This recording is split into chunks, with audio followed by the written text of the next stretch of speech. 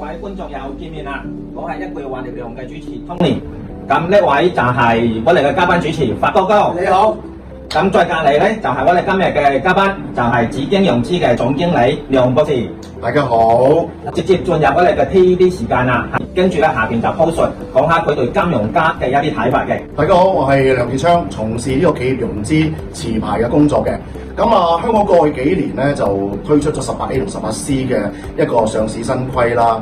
咁大家可以注意到嘅就係喺呢個生物科技同埋呢個特專科技嘅部分啊。咁香港呢個投資平台已經逐漸形成一個好靚嘅板塊啊。咁大家喺金融方面話，大家就唔好錯過啦。咁大家多啲注意啦。唔該晒。你覺得嚟緊邊啲板塊咧可以金融家咧嚇？嚟緊啦，頭先都講咗啦。咁18A 18C 生物科技同埋一啲講緊比較熱嘅機器人啊、AI 啊等等嘅，其實都已經慢慢越嚟越清晰啦。我覺得呢個係唔能夠錯過嘅，香港嚟講。咁除咗呢個之外，我覺得大家會一直唱緊就係可能香港嘅人民幣平台啦。我相信呢個都係協助香港一個嚟緊嘅焦點，大家期望緊會唔會有雙幣 IPO 啊嚟緊呢個，我相信呢個都係一個值得關注嘅地方嚟。發哥，其實我咧就其實我好大期望咧。其實香港我都有做不同嘅企業，咁但係奈何咧，我香港嘅企業咧唔能夠喺國內上市咯。我覺得呢個金融家咧，其實就係可以香港企業翻內地上市，係一個公司兩地上市。咁我覺得呢個係一個對香港個企業嚟講咧係好大嘅金融嘅資本嘅嗰個投入會更加大，令到佢有機會喺市場度融資喺兩個市場上。咁其實香港嘅公司係好大嘅，我覺得如果係咁咧，香港公司會越嚟越大。點解咧？會有海外嘅生意或者國際性嘅金融公司嚟到香港嚟到辦企業、辦總部，然後香港上市，然之後再同時間喺大陸上市。咁我覺得呢個係一個我自己諗嘅金融家啦，希望大家亦都可以提出嚟傾下啫。中長線其實講話翻去大陸上市都傾到好耐，過去講嘅可能喺國內嘅國際版咧，都傾咗好耐。冇錯。不過我見到佢個狀況係每段時間咧都有唔同嘅一個步伐嘅行動。譬如呢期你見到明顯地就喺疫情後咧，就停咗喺相對 A 股嗰個步伐就放慢咗。咁好多啲國內公司嚟香港呢個上市，第一個。第二個同時咧，已經 H 做股咗嘅公司咧，即係 sorry 喺 A 股咗咧，再嚟香港發 H 股咧嘅公司又係多咗。呢期就比較流行，好似見到個 model 係行緊呢個。咁幾時會開個門俾我哋可以喺上高再融資咧？咁其實對香港企業都係係有幫助嘅。當然係好嘅。係啦，我都覺得即係梁博士講得有道理嘅嚇。咁就之前咧就分內地上市，一般咧就可能會諗到就想去深圳，係啦，或者係想去上海，係啦。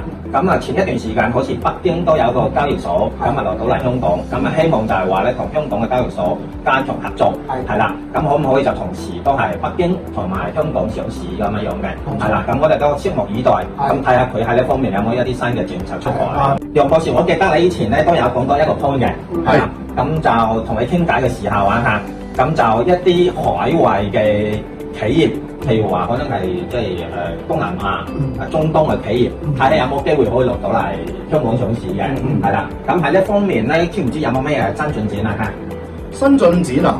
我喺前幾年你見到個趨勢就係一啲比較相對 prefer 啲比較大 big cap 啲嘅公司咧嚟香港嘅。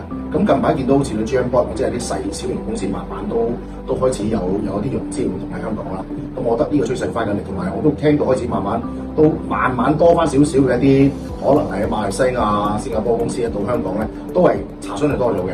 咁我覺得除咗呢個之外咧，我覺得美國個門檻提高咗啦。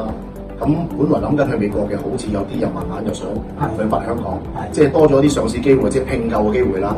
咁另外，如果有啲 big cap，咁其實佢哋嘅狀況如果足夠 OK 嘅時候咧，其實都可以考慮下慢慢點咧，即係除咗喺 keep 咗喺 listed 嘅一個上市地位之外咧，佢都可以增加個香港一個二次上市嘅地位，或者更之乎嘅直接將佢個平台點啊，直接係下市之後咧，翻嚟香港呢邊嘅上市，即係同時一個轉換咁樣。咁佢 investor 啊，或者佢嗰個融資嘅面咧，會相對嘅有一個我覺得呢個嚟緊應該會更加多啲。頭先我都講過啦，除咗喺國內上市，其實香港公司海外去上市，譬如國內我哋有就 A 加 H 啦，其實我哋可以去美國上市，或者去某啲歐洲市場上市。咁其實有 A 加，我哋係 H 啦，假設係嘛？咁歐洲就 E 啦，H 加 E 上都得㗎咁樣。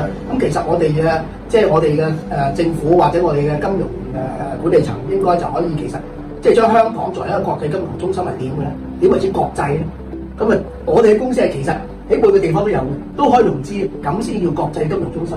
咁我覺得就應該係再跨進一步啲，就國際同一時間一隻股市 AHE 3個地方上市。呢個香港個金融體系嘅金融嘅公司咧，即係嚟香港做生意嘅公司咧，一定係最多集中喺香港。香港係打得更加亮啲。我哋換個角度啦嚇，如果我哋轉年喺個角度嘅，係啦，從投資嘅一個角度去睇嘅，係啦，咁有冇啲小 case 係可以俾我哋參考下，俾啲年輕人參考下嘅咧？係啦，近排咧就其實我支持港股嘅，係跌多啲就買多啲，唔跌就唔買，係但係唔跌唔買唔代表唔買喎，係即係跌代表升市先再去買，係咁其實我就睇好港股嘅，我就對香港充滿咗信心。都係頭先，我一樣支持香港啊，梗係啦嚇，香港土生土長。咁我對我嚟講，我嘅睇法就係、即係其實呢期我哋香港其實好多集中好多好嘅科技公司，或者一啲同新嘅科技公司，其實呢啲都係非常好嘅投資嘅標的嚟嘅。咁我覺得呢度從中裏面，即係咁多都跑嚟香港上市，咁其實我哋殺一殺，每個都望一望嘅時候，咁其實都唔難去揾到啲好嘅公司值得投資咯。係，我覺得呢兩類香港，我覺得未來呢段時間都係值得去高度關注。另外一個辦法係乜嘢咧？睇多啲香港商報。冇錯啊，有 tips 係咪啊？係，咁我哋都即係會第一時間咧為讀者係啦送上最新一啲資訊嘅。咁啊當然啦，即係嗰個即係叫做投資有風險係啦。咁啊讀者要自己分析，自己會睇嚇。我想問多一個問題嘅，金融市場有冇啲嘢係唔好做嘅咧？我嘅理解啦，即係譬如話咧就唔好心急，係啦。咁做投資嘅時候唔好心急，係啦嚇，因為心急咧。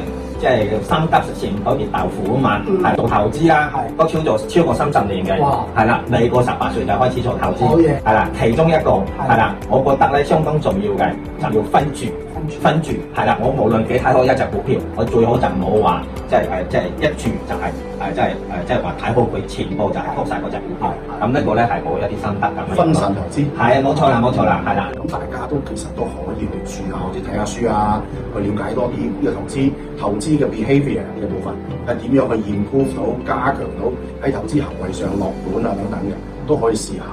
係啦，睇多啲書，避開啲陷阱，玩一個小遊戲。咁就一本咧就係我哋嘅遊戲之書。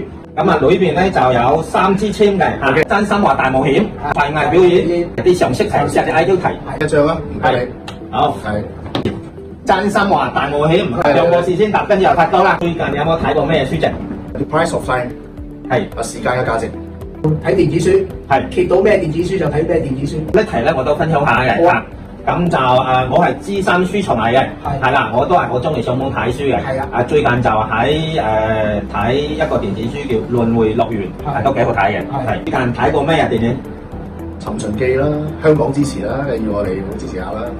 支持古老闆。夜王啦，如果睇戲院就夜王同埋呢個多寶獎啦。特別欣賞邊個男明星？古天樂啦。古老闆係古老闆，係啦，我哋有個大粉絲喺度。林峰啦，我最中意林峰。我最中意睇九龍城嘅林峰。有啲説話想同香港講嘅，香港嘅加油啦，我覺得係。其實呢段時間都，我覺得你問我咧，即係香港而家我見到比較兩極分化啦。我見到即係數字喺個每次嘅數字跳動嘅時候，香港都好靚仔啦。有波幅啊，有唔同嘅資本市場都好 OK 嘅。即係喺錢流嘅部分、金流部分，我香港係好好嘅。係。咁但係有時候喺整個而家其實喺過去幾年啦，香港喺消費面度咧。你發覺都見到一個幾唔同嘅狀況，即係包括裏面餐廳或者消費行為嘅改變，或者網上消費等等，都唔同咗。咁我覺得呢個大趨勢嘅好重大嘅改變咧，大家需要時間適應啦，咁同埋去支持啦嚇。咁我相信呢個時間包括會影響到可能啲某唔同 sector 嘅地產嘅一啲價格啦等等，都會多嘅。我覺得呢塊大家可能需要時間消化同埋加油。香港嚟緊時間只會更加好。其實香港就係福地嚟嘅，背靠祖國就必定係欣欣向榮嘅。咁啊喺呢段時間有高有低，我哋開心過，我哋快樂過，咁啊亦都有喊過有哭過。咁啊，我覺得呢個係唔係過山車，係正常嘅。10年一個金融風暴或者一個金融嘅循環，即係等於身體嘅血液嘅循環一樣。啊，希望大家就係2個字面對，再加3個字4個字繼續努力。最後呢個問題有給香港家書嘅呢個感覺啊！頭先又講到 AI 加，咁啊，我覺得咧，即係咁巧咧，即係香港政府即係啱啱過去嘅嗰個財政預算案都係講到呢兩個概念，係啦。咁啊，希望咧即係叫做喺呢兩個概念嘅，即係都係兩個方向啦。咁香港就加油，香港就再創高峰。冇錯，係啦，多謝郭博士，係啦，多謝發哥，多謝。